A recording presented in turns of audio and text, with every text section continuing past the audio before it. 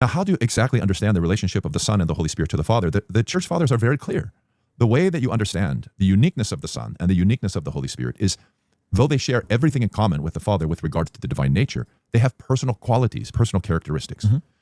The personal quality of the Father is that he is the Father and the origin of the other two persons of the Holy Trinity. He's called by St. Gregory the Theologian the monarch. The personal quality of Jesus is that he is God's only begotten and co-eternal Son, who has always rested in the bosom of the Father and in time became a man.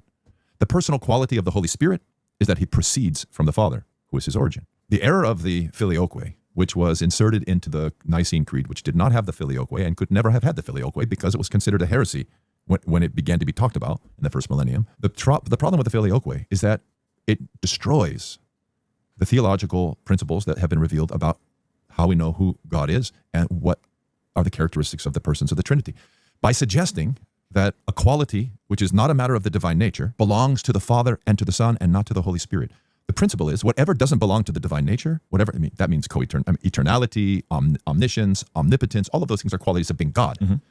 What's unique to the Father is that he's the origin in the Father. What's unique to the Son is that he's the only begotten Son. And what's unique to the Holy Spirit is that he proceeds from the Father. As soon as you take the uniqueness and you make it belong to two and not to all, if it belonged to all, then it's a property of the nature. Otherwise, it only belongs to one because that is a personal characteristic.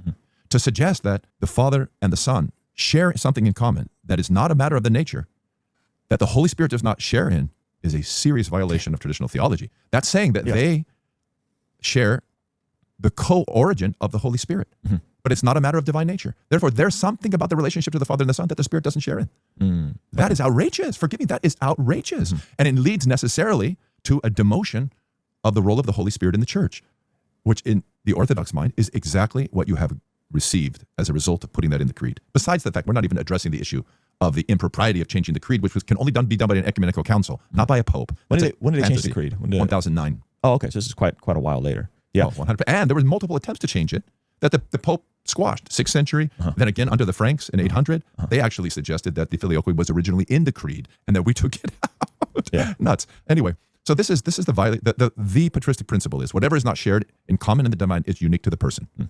The filioque violates that and says that something is shared that's not a matter of the divine nature is shared by the Father and the Son that the Holy Spirit doesn't participate in. And that is that they are both co-origins of the Holy Spirit.